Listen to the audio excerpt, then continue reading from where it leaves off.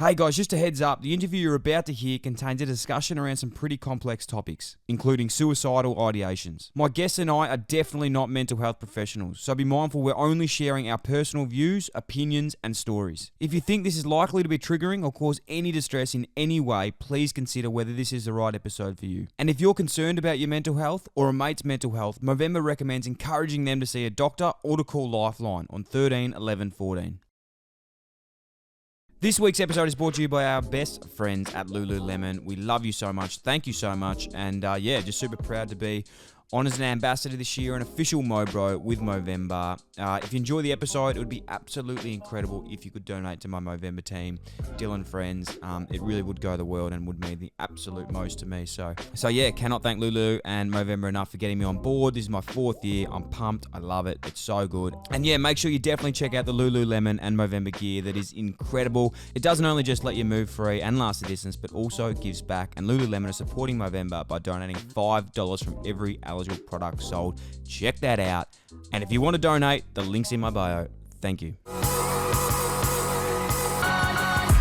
Dan Price, welcome to the podcast, my friend. It's an honour, pleasure, and privilege to have you on the show. Thanks, mate. Dyl, it's a pleasure to be here. Thanks for having me. So excited for this chat, mate. I've been really looking forward to this one for a while. We've had it in the works and, blessed to be an ambassador with you of Movember and obviously Lululemon too. But really looking through your credentials today, I don't know how I'm sitting in the same room with you because you are one impressive, incredible human.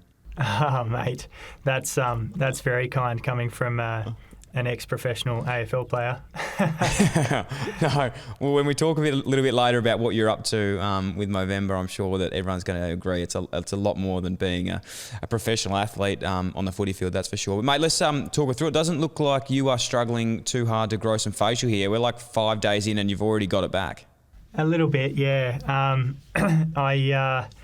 I can grow a decent beard these days. It's funny though, when I used to get picked on at school for, when are you going to go through puberty? High-pitched voice. I used to get actually quite bullied for it. Like by year 10, I was still looking like a baby face. So it's funny how the tables have turned there. Oh, mate, I honestly these days, I have a really weird growth of my beard. A lot of people would think I can't grow one, which I definitely can't, but I just grow like a neck beard. If Movember was growing neck beards, I would be like the best Movember ambassador in the world. But this year I'm deciding to do the run instead and do the move, but I'm still trying to grow the mo. Honestly, I did do the shave down the other day, and I don't know if it'll come back in time. Yeah, you might miss it. Run into December, and next year you can have a head start. Yeah. Plenty of my mates just start growing it in August.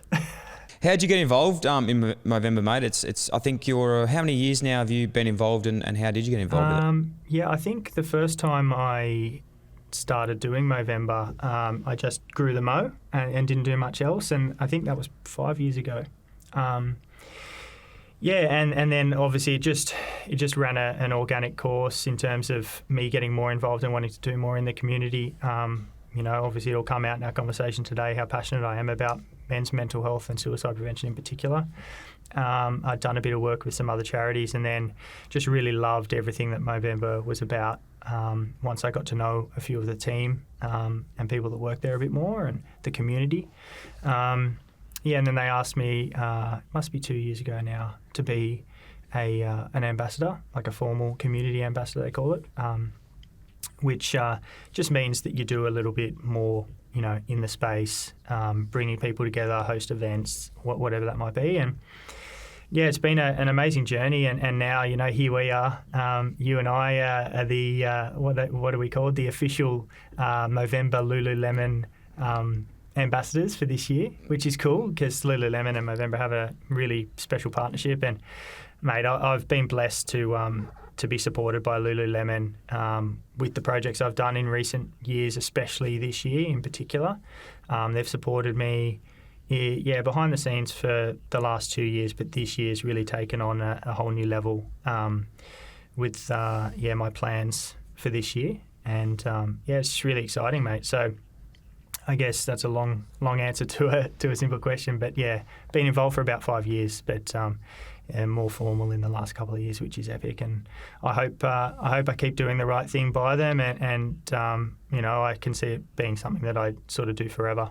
Yeah, you definitely are doing the right thing by them. But big shout out to everyone that is involved in Movember and Lululemon, and especially Dusty and Lauren, who are our contacts that have, headed this whole program and put us together and given us the opportunity to be a part of it. We can't thank them enough to do it, because today, which I'm sure we'll get through, there's some incredible messages that we'll be sharing, and especially your journey, which has been unbelievable and really inspiring. But firstly, what are you doing for Movember? Because this is something that is pretty fascinating, and something that, I was telling you off camera, I was trying to flex like a few weeks ago that I was doing a marathon, and when I heard about what you were doing, really quickly I thought I better not even bring it up.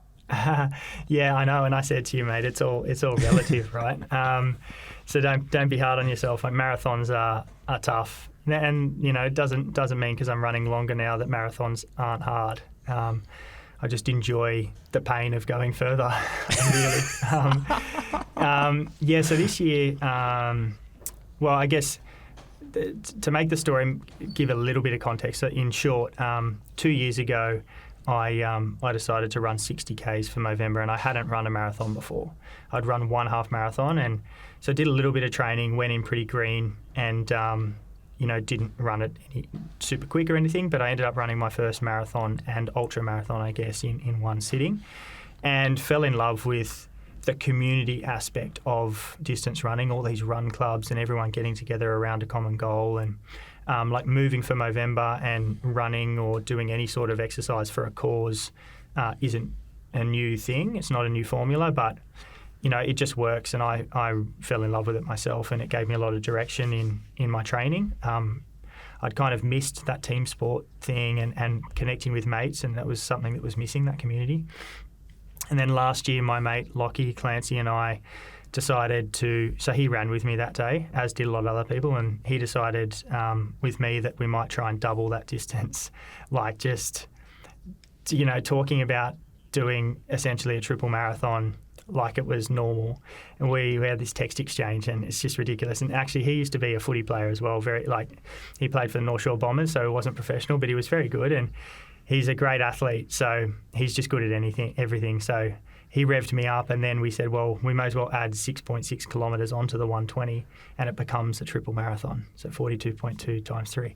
And people just thought we were mad, and we ended up doing that last year. Huge turnout. We ran from Bondi Beach to Palm Beach and back. If you know Sydney, that's a very long way and pretty hilly. And that was the stepping stone for us to, for me really, I've still got the support of Lockie and all my mates, but I really kind of wanted to go off on a little bit of a tangent and solo mission, because I love trail running and mountain running. I've really fallen in love with. I searched for a trail that I thought made sense, that was out of Sydney but still in reach. I wanted to get people out of Sydney experiencing trail running like my road running mates, because I just feel like it's just another level. So I found this old hiking trail that has a decent amount of history to it, from Hawk's Nest to Barrington Tops, and it's 205 kilometres. Normally it takes people about 11 days to hike the route, and I'm going to try and run it in one hit, sub 40 hours if I can. It's got, I don't know if you know sort of elevation when you're running, if you use an app to kind of get a feel for what hills are like. But generally, say you did a 10K run and it had like maybe 300 metres of elevation, like that'd be hilly, like that'd be going up Heartbreak Hill around Sydney and a few times, that sort of stuff. This run has 7,000 metres of elevation. So 40 hours, is that like... This is a really stupid question here, but 40 hours, like, I'm assuming you're not sleeping in this time at all. You're just going straight through, like, do you just go until you stop? Like, yeah, well, this is why it's so exciting, mate, because I haven't done this before. The longest time I've spent on my feet is 14 hours. I've done 100 Ks in the Blue Mountains. I did a race in May, which was kind of a stepping stone for this, make sure my body could handle that. And that was a tough one, like a tough race, really hilly. But going through the night, pushing this very ultra distance, there's a lot of different strategies, and because I'm green, it's the first time I've done it, I really don't know. Some people plan to sleep around 24 to 30 hours, tends to be the time when people start to unravel. But there are some people that can push for 2 days without stopping, without their performance dwindling. So it's this cost benefit of how tired are you versus your performance. Like if you're tired but your performance is still good and you feel you can keep going, you kind of keep going, depending on what your goal is. Like the goal for me is I don't want to completely bury myself, so I'm not going to be running really, really hard. I will be running kind of within myself a little bit, but my plan is to keep moving. I'll have safety crew and aid station stops like a long distance race would, and a safety beacon and all that sort of stuff. But yeah, the plan is just to keep moving until I feel like I need a nap, and then try and keep it short, maybe half an hour, 45 minutes, see if that recharges me enough to keep moving. But it's anyone's guess, which is kind of exciting. You know, there's not too many things in life that we do for the first time these days. And that's kind of what really excites me the most about the challenge, is going overnight, through the bush overnight, head torch on. It's going to be a pretty wild experience. I've only ever spent sort of 4 or 5 hours out there in the dark. It's just a really different experience. And, you know, the most exciting thing for me is that I know every time I've run long in the last couple of years, I've learned a lot about myself and about life, just kind of teaches you things. And you hear that story a lot from ultra endurance athletes in any sport, whether it's swimming, cycling, the list goes on. People that do ocean kayaking around the world, like it's all these themes of really meeting life where it's at and meeting yourself where you're at, and having to learn a lot and ask the hard questions of yourself, what your why is and why you're here. And obviously I've got a huge purpose and passion for men's mental health and suicide prevention. So, that coupled with the fact that I have 2 young kids that I want to, make really proud and show them that, you can dream big and have big goals and chase them and not fear failure and all those sorts of things. So, mate, I'm going to just have a red hot crack, really, and see what happens. The wheels could fall off, and that'll be a good story too. This is absolutely incredible. I'm so excited to see this and see how it all pans out. And I think I know deep down you're going to do incredible things, but something that you said then really resonated with me. And I heard someone talking the other day, funnily enough, I think it was Will Smith, who does some amazing speeches on YouTube if you haven't seen them and need some motivation. And he was talking about running. And he says, like, one thing you should do in life is run. And I was never a runner. Even though I played footy, I really didn't like running. I had a really bad relationship with it because it was like a job, so I just didn't get the enjoyment out of it like I do now. Sure. And something that I really, really have learned in the last few months training for this marathon and running is how much running actually does build your resilience. And it's nearly the only thing, without actually going through something emotionally, you actually can train your mind to not give up. Because you are putting yourself in these situations where the whole time you run, your brain is just telling you to stop the whole time. Like there's and the things that you can tell yourself, like, oh, I'll slow down after this one. Maybe we'll just stop here and we'll do our shoelaces up. We'll keep going. Yeah. On a much more extreme level for you, running 200 kilometers and through the night, I can imagine there'll be so many situations like that you've already been through. In fact, not just in the run you're doing, but how much do you think it really has built your resilience and mindset throughout, the time running? It builds a lot of resilience for me personally, for sure. Like, it gives me a lot of confidence in life. Like, I lean on the times that I've gotten through some really tough runs, for sure. But I also lean on my life experience too. I kind of feel like they're transferable. Like sometimes when the runs get tough, because as we're going to talk about, I've been through some really hard things in my life, and I lean on those and remind myself that I've been through that. And in life, sometimes when I'm struggling, I go, well, mate, you can get through this, period of anxiety or this, extreme workload you've got or whatever it is, because you just ran 100 k's in the Blue Mountains. Like, you can do anything. So yeah, it certainly builds resilience for sure. And I think it's like, for me personally, doing these ultra marathons, it really is like an intense version of life where you get to tap into and practice all those skills, like the problem solving, the realizing that that stop and do your shoelaces up here thing is just the voice in your head giving you an exit strategy, and you're always going to have that, like that little voice, that doubting Thomas or whatever it is that we all have in there somewhere. Sometimes it gets really loud, and just the recognition that you can silence that or acknowledge it and sit with it and play with it, like why is that there? Sometimes when I'm out on the trails, like I'm having a conversation with myself. Like I feel absolutely batshit crazy, but it works. And then, when I'm faced with a lot of anxiety in everyday life, I feel like I've fine-tuned those skills, and I'm better equipped to deal with things pretty quickly on the fly rather than unraveling. Can we go back, Dan? I'd love to give context into why you are doing this, why you are so passionate about it, and you've alluded to a couple of times, these strategies that you've picked up and times you've related back in scenarios of your mental health journey. Can you take us back to, when you first were aware of mental health and what it was like growing up for you and to the start of your journey? For sure. Through my therapy in recent years, I've realised that my mental health journey started when I was very young. I was diagnosed with ADHD at 7, and that in itself was a pretty traumatic experience at the time. Going off to specialists and having all these tests done, and being stuck in rooms with beeps and lights, and it was challenging, and I instantly felt like I was different. Being sent away from that diagnosis. Yep, Dan, what we thought was wrong with you is wrong with you. Here's these pills, take these and you'll be a normal kid. Like, they didn't say that, but that's all I heard. That's all I remember. Memories are really feelings, and I just felt so different. I felt like an alien. I felt like a misfit, and, coupling that with being picked on for being different, because kids are pretty nasty at school, unfortunately, a lot of the time, and they don't realise how damaging that can be. And, I was picked on for needing medication to be normal, and no one wanted to sit next to me in class because I'd fidget and talk, which is generally the challenge for me. Is just, unless I'm super into something, I can't focus on it.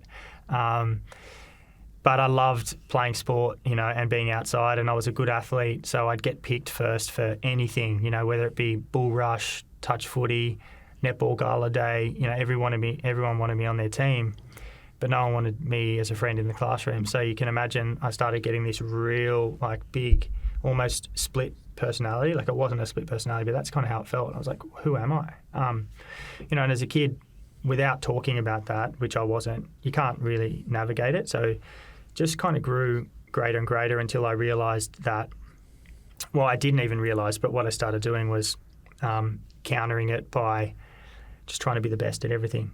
Because, subconsciously, I think I realised that, well, when I'm performing on the sports field, I feel like a god. Like, everyone's clapping, cheering for me, and I feel amazing. Like, it lights me up. So I'm just going to try and do that everywhere. So just kind of started to have, a lot of sort of perfectionist traits, and a really high achiever, working really hard in all areas of my life, moving into high school.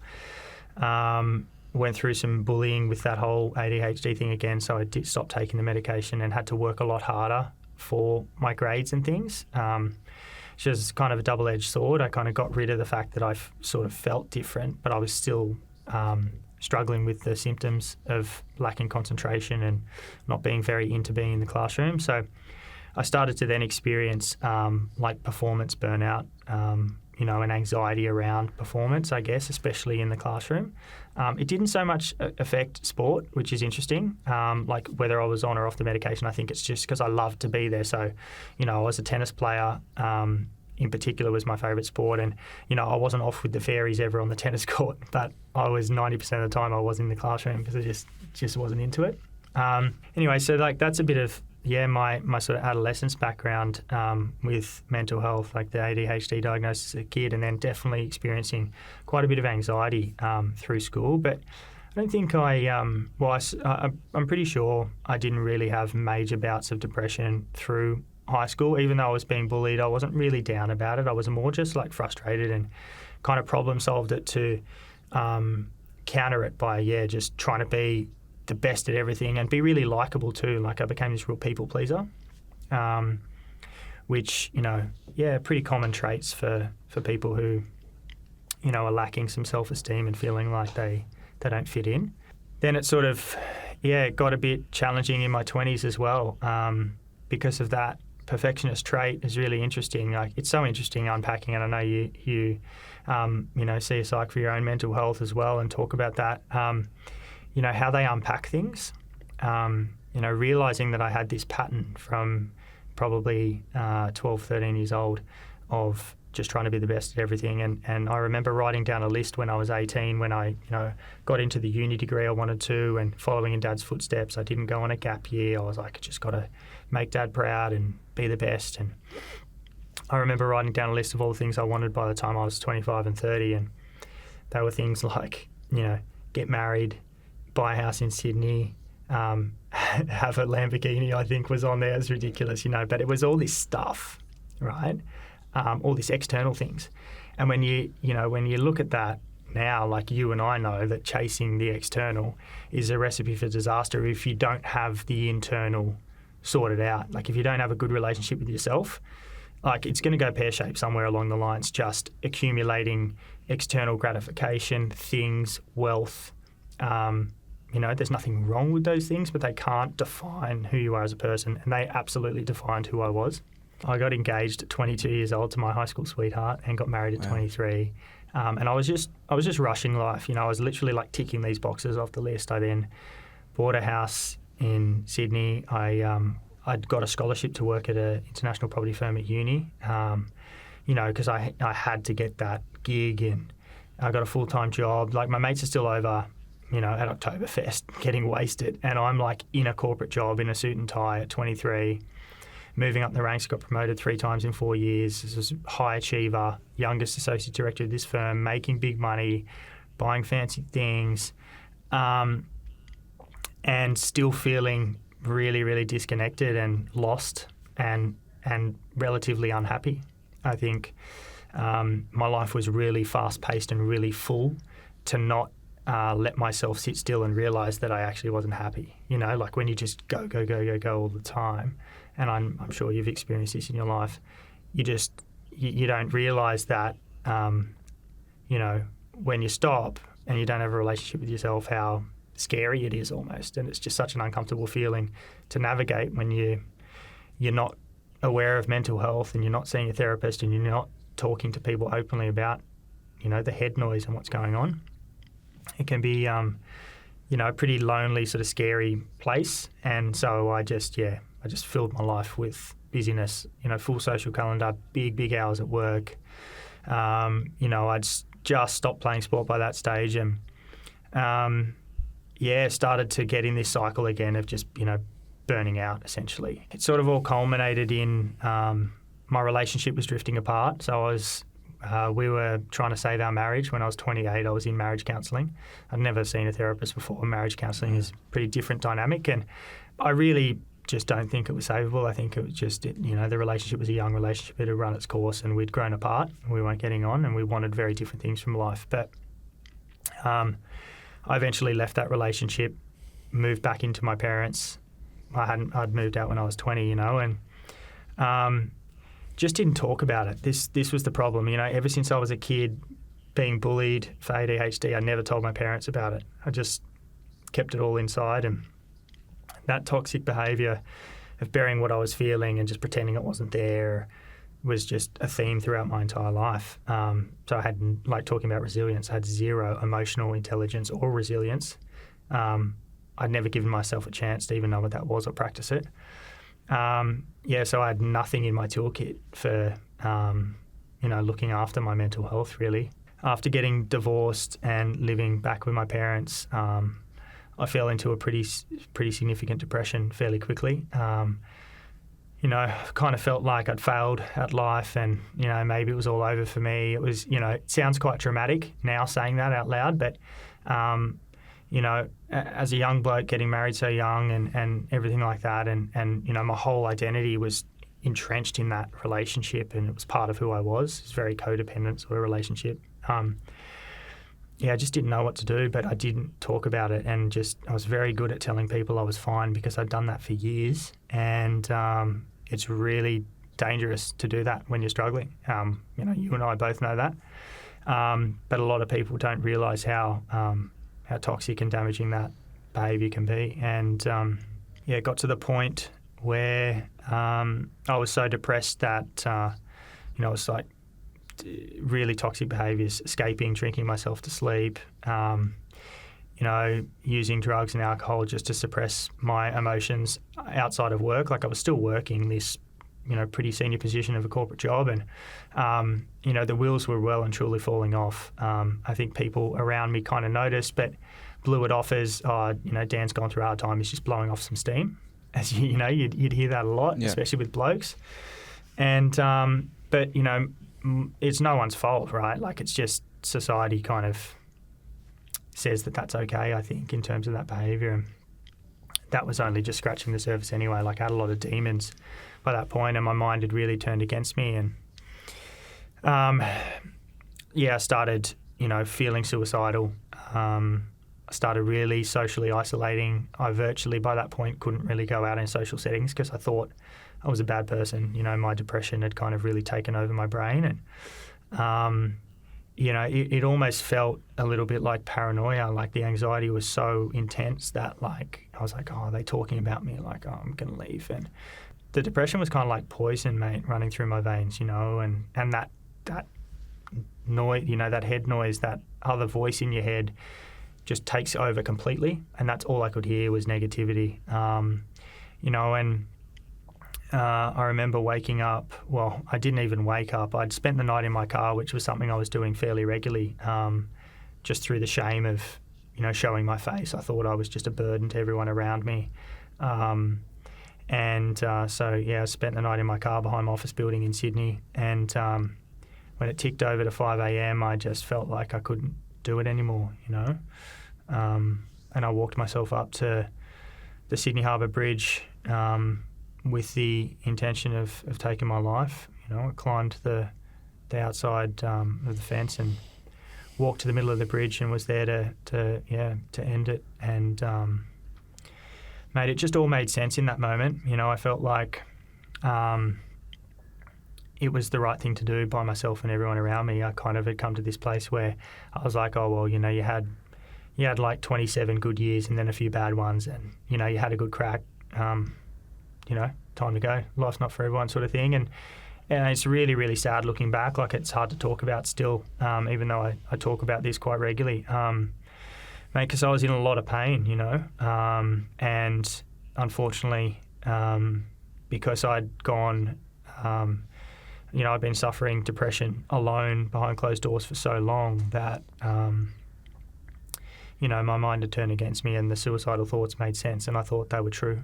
But, mate, very luckily, as you know, this is, it's a happy ending to what could have been a very, sad and very common story, which is why we're really here to talk about, Mate, I was within seconds of jumping. I'd taken off my watch, which was a pretty, nice thing that I'd bought that my brother really liked. My younger brother's 5 years younger and he loved it.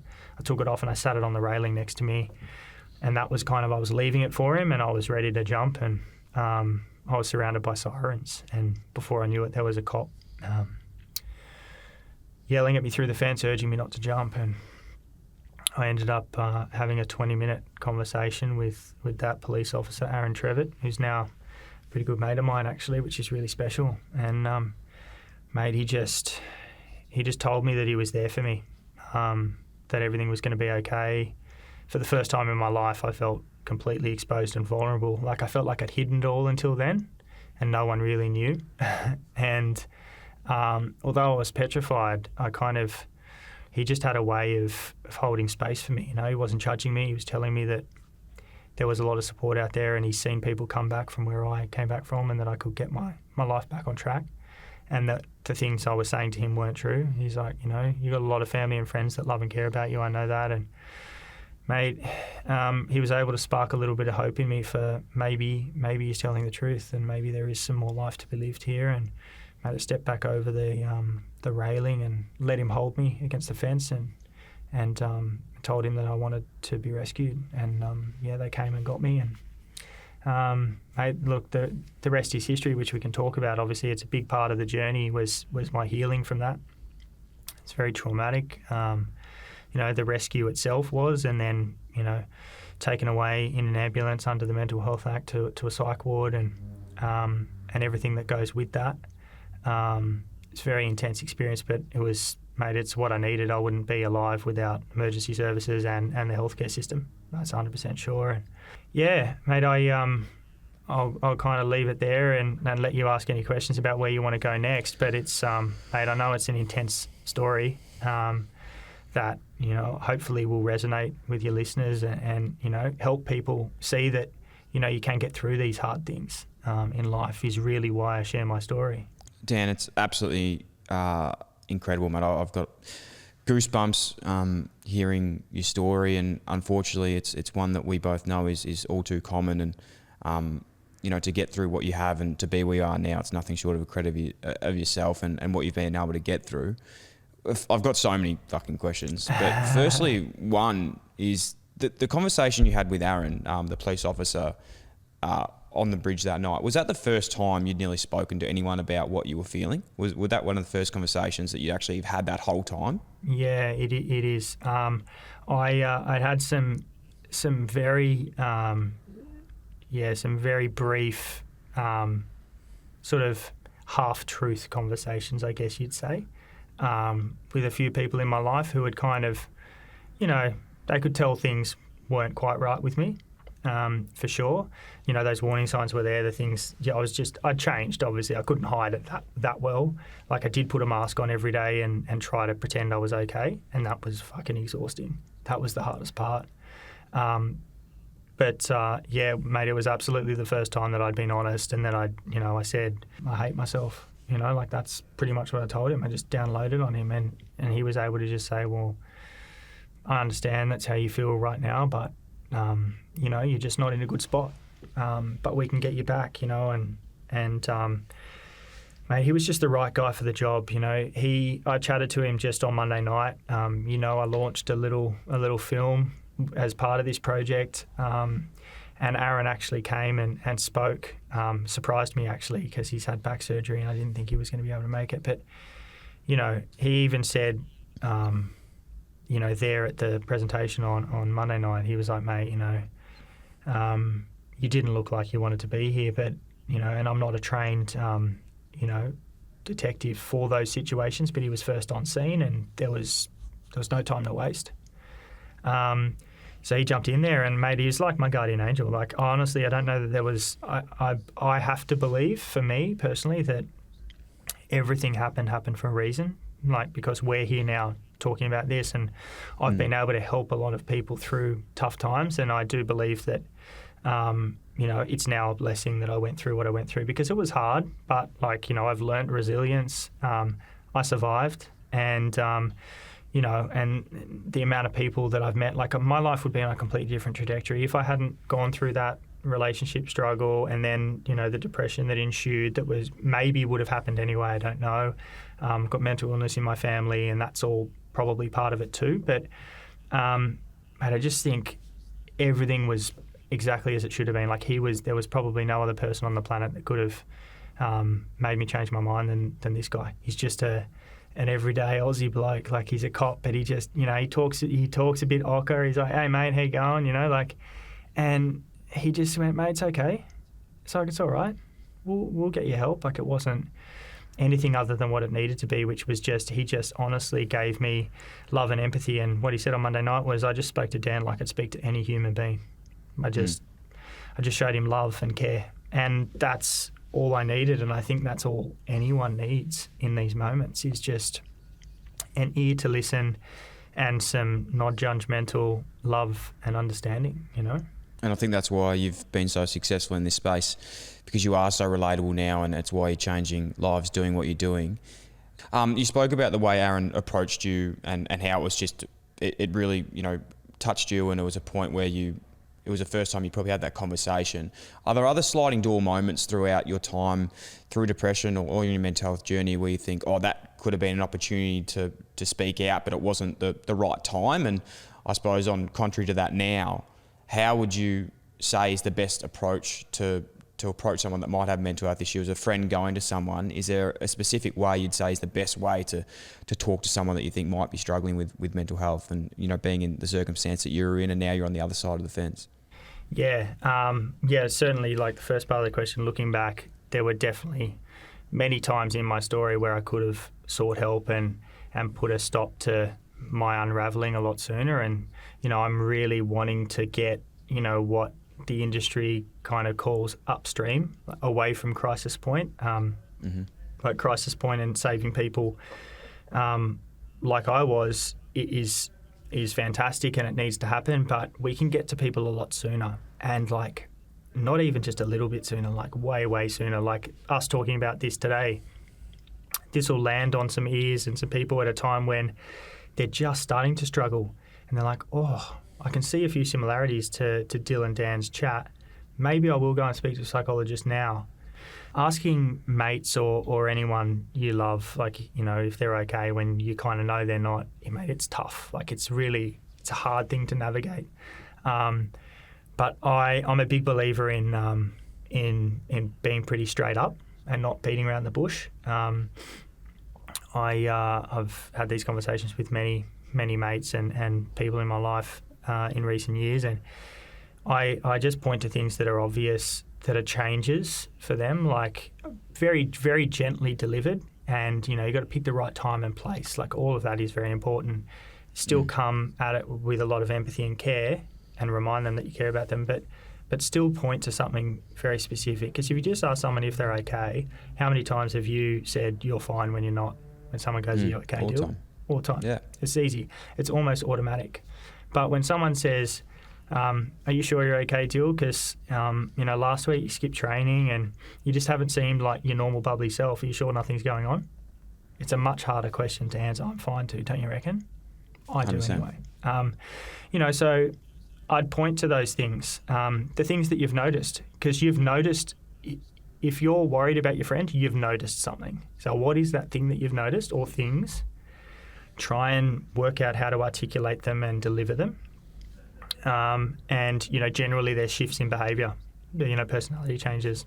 I think that's a really good strategy, certainly one that has worked really well for me in you know, cracking the egg open or breaking the ice. Sometimes it just plants a seed, and I'll have a mate call me 2 weeks later and say, Pricey, you know, you asked me and you said this and that. I'm actually going through a really hard time. Like, I think my relationship's breaking down and, you know, I'm really struggling with it and I'm scared that we might break up and I don't know what to do. And I'm like, perfect. You know, this is, you know, and it's not necessarily then my job. I'll tell him that I love him and care about him and give him advice if I can. But I will always suggest that he goes and speaks to a psychologist who will give him great strategies to navigate what he's feeling, and then on how to approach that relationship struggle, or it might be a work struggle. It might be just financial stress. It could be anything, right? But that's how I do it anyway. And if I'm worried that someone is not safe, quite often, so a mate 2 days ago messaged me and said he has a mate who I don't know who's got very toxic behaviours at the moment and doesn't want to hear about it. And the first thing I said to him, do you think he's safe? Because if you don't, you have to ask him if he's suicidal. And if you're not comfortable doing that, you need to try and find someone who can ask that question, because, you know, the experts in the field say that hitting that direct question is very important if you're worried that someone might be a danger to themselves. You know, because you know, a lot of the time we are talking about life and death here. It's not, you know, it's not, you can't sugarcoat it sometimes. And you know, I've asked that question a few times and got varying answers, but it's always positive. It's like, no, of course not. Like, I would never do that. Like, I'm having a hard time, sure, but, or, yeah, fuck, like, I've been actually having some weird thoughts for a few weeks, Pricey, like, what should I do? You know, either way is a win. Like, you're just asking a question. It's not an offensive question. So, yeah, there's some tips. Hopefully they help. Definitely. I think on a smaller level as well, something that I've really learnt lately, and I don't know if it's similar to you, but I was with my mates and with anyone, I'm always trying to fix problems. And, you know, I've got the problems myself, but I'm trying to fix other people's problems. And I was sitting down with my my partner throughout the week, and no, just everyday life problems. We were just talking, and I was like, "We should do this. You just should do that. You should do this." And my partner said to me, "Can you just listen to me? Like, just listen. Like, I don't need you to tell me what to do. Like, I don't want you to give me wisdom. I don't want you to like give me a plan. I just want you to listen to me." And it was the first time where I was just like, "Fuck, like." You don't need to always have the answer. You just literally just need to sit there and just listen to what people are saying is nearly the biggest one. Yeah, mate. Yeah, I couldn't have said it better. And I'm glad that you said that. It's the number one thing. Most of the time people just need an ear. And that's why I think therapy is so amazing. Like, sure, they navigate and they're very good at what they do and they can really help you uncover things in your past or trauma and join the dots. But a lot of my sessions, I'm just like, I just need someone to listen without trying to fix me. And it's so, because I've been on the other end of that too, and I'm like you, I try to fix people sometimes. I'm like, Dan, stop doing that. Just listen. Just stop throwing, because I think it's human, it's innate that we want to try and help. But I agree, sitting back and just listening and just letting that person know that you're there for them. I know how valuable that is when especially, my fiancée Sarah does that for me. And I'll say to her, there's a couple of things going on that I just want to download. I don't, we don't need to have a big conversation about it. Just kind of want to lay it out there so you know where my head's at. It's very powerful to do that. Dan, you're doing incredible things. As we mentioned with the run, you've got so many big facets of mental health that you're promoting and so many people you're helping. But in terms of your own journey now, how do you stay on top of your mental health? What are your biggest tips and routines or structures that you keep that personally are best for you that you might be able to help someone else? I think it's pretty simple, really. I think the simple things are the big wins. We just all forget to do them properly a lot of the time. I really prioritise my sleep. I know it's not glamorous, but when I sleep 5 hours, my mental health's shot the next day. It's just no good. I wake up feeling a bit burnt out and not recharged, and then I've got all of today's problems. Plus, I feel like some of yesterday's problems didn't quite, dissolve during my sleep or something. I'm sure there's some neurological reason behind that. But mate, I eat really well. I just generally take care of myself, right? I really prioritise healthy eating for gut health because, there's science to suggest that really benefits your neurochemistry of your brain. I go and see a therapist regularly still, even when I don't have big things going on. I see her minimum monthly, generally fortnightly, and there hasn't been anything major with me, with my mental health for quite some time, but there's always something. For quite a while there, all I was talking about was COVID and how stressful that whole thing was, being at home with 2 kids, working from home and how to navigate all of that. Seeing a therapist regularly.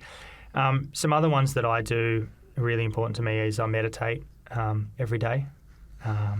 It's priceless for me, and I exercise pretty much every day, even if it's just a brisk walk on my rest days, because I'm an athlete without being a professional athlete, but running the distances I do, I have a structured training program, and it's pretty serious in terms of its commitment. But I still make sure I'm always moving my body.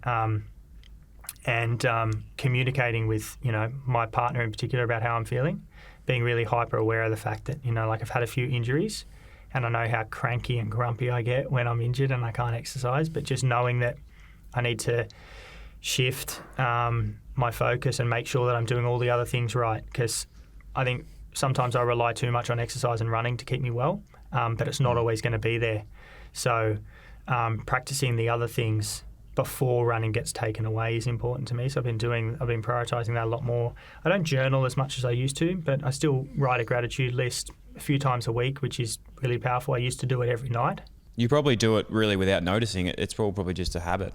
Yeah, I think they have been, habits just formed now. But I do think talking is the biggest one I would love to see people do more of, because it's the game changer. For sure. I think that's the biggest one, talking to their mates, being vulnerable. We've learned it today, and something that's helped me, and I know yourself, so much in the last 6 months. And I probably didn't realise how out of whack I was with a few things, just looking after myself physically and mentally, was having something to chase. And not just a fitness goal. Like I know the 205 kilometers and my marathon is something there, but it's really taught me so much now to have a goal for work, have a goal for your personal life, and have a goal for your fitness as well. And for me, like having that marathon carrot there that I've got to continually work towards, and I can't do everything I want because I've got to go and plan that run, or I've got goals with work that I go, fuck, I need to get this done, and I need to have these objectives that I want to hit with work. And then in personal life, it's like I really want to be traveling a lot now that the borders are open. I want to get to Sydney. I need to go and travel around Australia.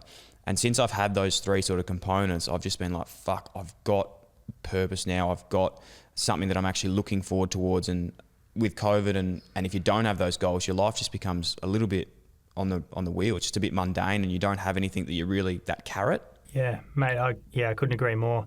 And I'd say we've got a lot of similarities in our personality, just from talking before we even started. I'm the same. Like having a goal to chase, especially for me, outside of the two most important things in my life, are my family, number one, and coupled with that is looking after myself. But work, my full-time job. But then I have to have something else that's kind of for me. For a period of time, I didn't have that. And, about 3 years ago, just before I started doing these runs for Movember, actually, it was kind of a bit of a catalyst. The wheels sort of fell off a little bit. I thought I was in the clear and ignored some warning signs, ended up back in a mental health clinic for a little while to go back on medication.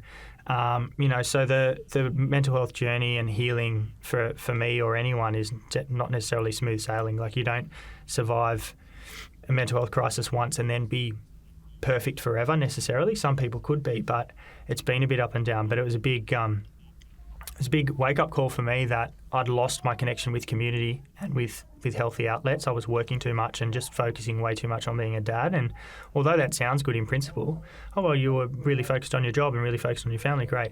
But for me personally, and I think for a lot of people, you need something else. I certainly do. And like you said, that goal to chase for me right now is Project 205, which isn't just the run. A lot of Project 205 is coming to talk to you today, connecting with new people, releasing these films around the project, telling my story and really showing people what I want people to feel with hearing my stories. There's a lot of hope, right? Like I'm a human being just like anyone else. Honestly, there's nothing special about me. I just... I've found the things that work for me. I've worked really hard to be more conscious of my mental health. I have achieved so much since then, and not just the material things. Like I'm not really talking about that. I'm talking about like the connection with myself. Like I love myself now. Like as a person, like I think I'm a good person. I believe that. I never had that for 29 years of my life. Just didn't think I was a very good person. I didn't really know where I fit in, and I hope people can realise and discover that sooner than I did, and save themselves a lot of pain and suffering. But also those that are suffering to know that there's a lot of life to be lived on the other side of mental health crisis. And I'm an example of that. I have two beautiful kids now, and they're also like in a way a bit of a goal for me, like in terms of how I want them to feel about me and the world I want them to live in. Like they're big, sort of smaller sub-passions for me, I guess, is to try and make the world a better place for my kids. And I feel, I'm doing everything I can to achieve that right now to make them proud. And, mate, without goals and direction, I'm terrible.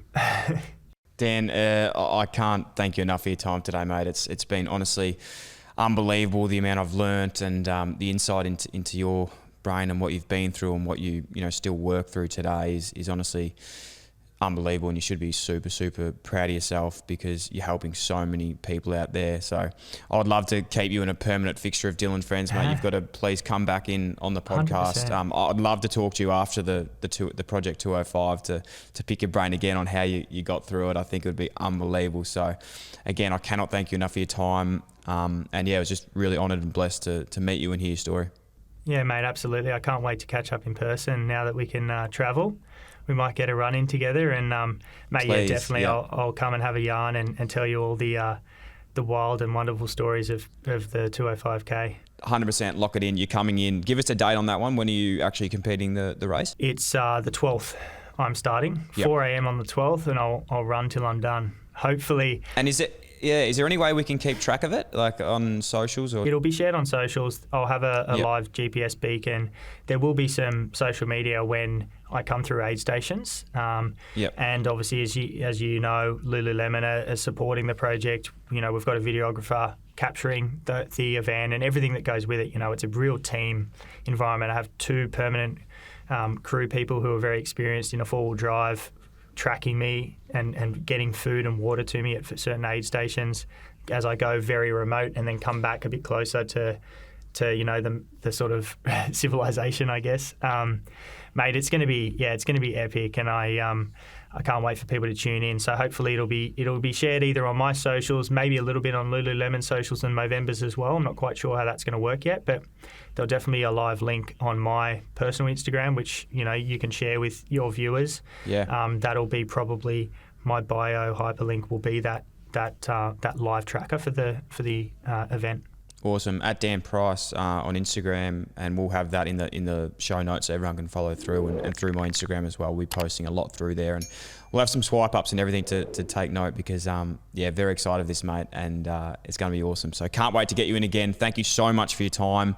You're a star, and looking forward to catching up again in the near future. 100%. Thanks, Dyl. Much love.